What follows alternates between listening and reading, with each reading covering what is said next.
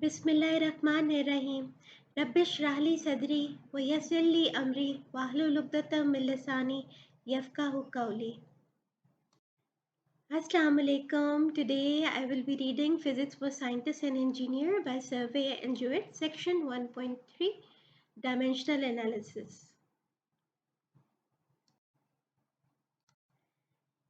In physics, the word dimension denotes the physical nature of a quantity.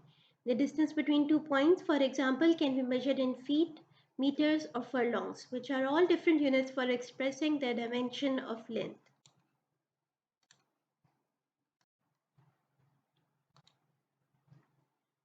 The symbols we use in this book to specify the dimension of length, mass, and time are L, M, and T respectively. We shall often use brackets to denote the dimension of a physical quantity. For example, the symbol we use for speed in this book is V, and in our notation, the dimension of speed written V is equal to L over T. As another example, the dimension of area A are A is equal to L square. The dimensions and units of area, volume, speed, and acceleration are listed in table 1.5. The dimensions of other quantities such as force and energy will be described as they are introduced in the text.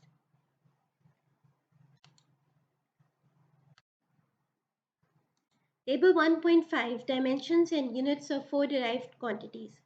Quantity area, capital A, dimensions L square, SI unit meter square, US customary unit feet square.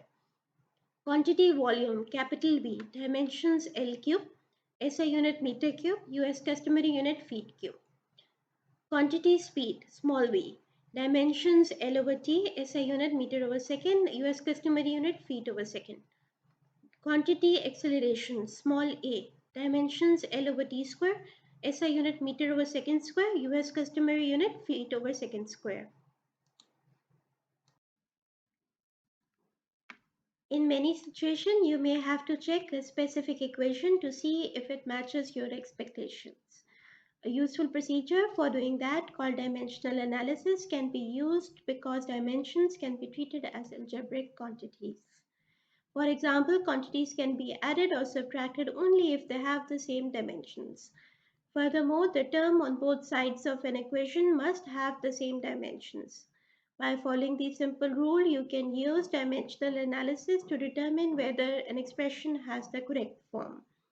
Any relationship can be correct only if dimensions on both sides of the equation are the same.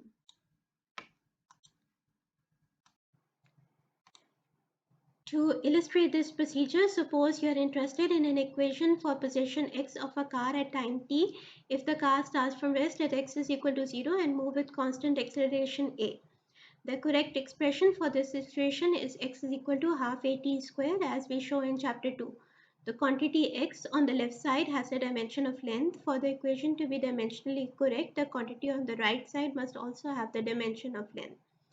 We can perform a dimensional check by substituting the dimensions for the acceleration L over t square and time t into the equation. That is, the dimensional form of the equation x is equal to half a t square is the dimension of x is L, the dimension of acceleration is L over t square, and the dimensions of t square is t square. T square cancels and we are left with length on both sides of the equation. The dimension of time cancel as shown, leaving the dimension of length on the right side to match that on the left.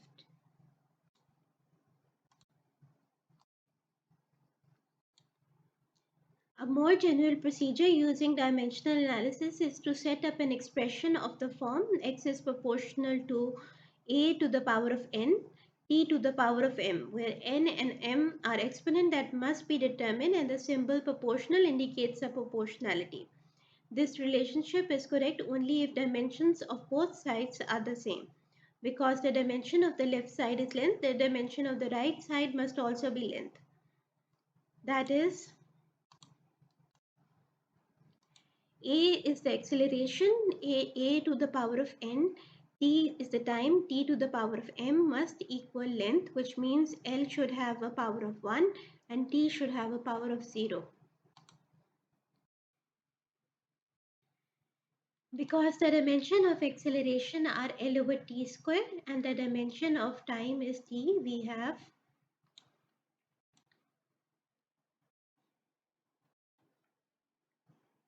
The dimensions of acceleration are L over t square. So L over t square to the power of n, which is the acceleration, multiplied by time t to the power of m, must equal length, which means L should have a power of 1 and t should have a power of 0. If we open this bracket, we get L to the power of n, t to the power of m minus 2n must equal L is equal to 1 and t is equal to 0. From this we can see n must equal 1 and m minus 2n must equal to 0. Since n is 1, m is equal to 2.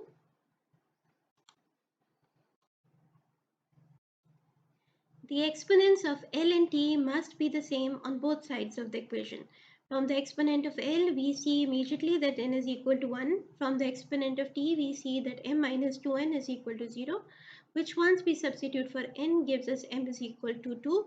Returning to our original expression, x is proportional to a to the power of n, t to the power of m, we conclude that x is proportional to a t square.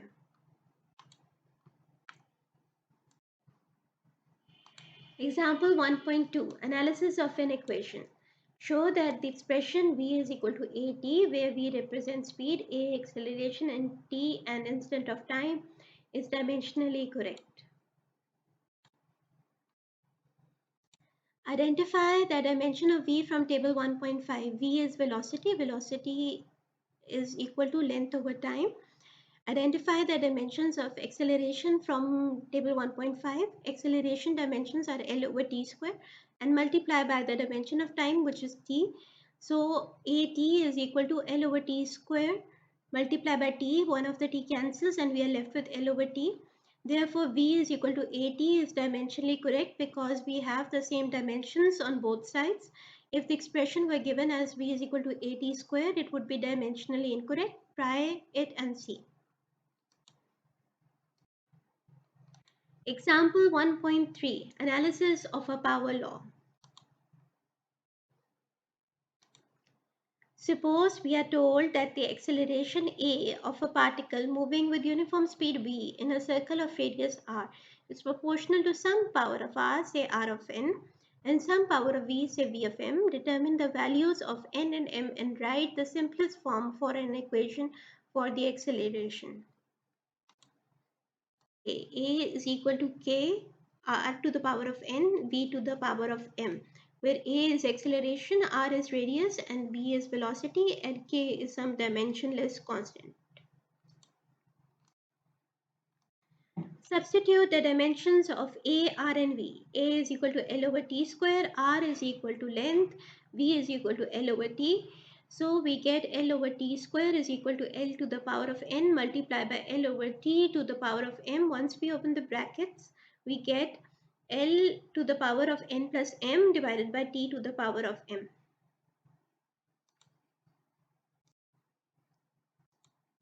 Equate the exponents of L and T so that the dimensional equation is balanced. We get n plus m is equal to 1 and m is equal to 2. Solve the two equations for n. Since n plus m is equal to 1 and m is equal to 2, we get n is equal to minus 1.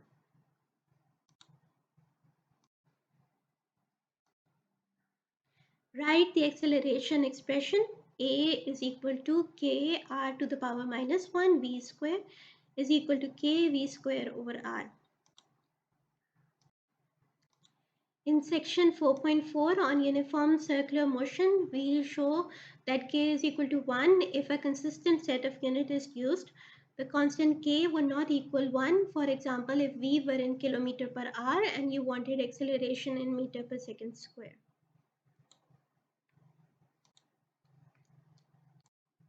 Thank you for watching. Allah Hafiz.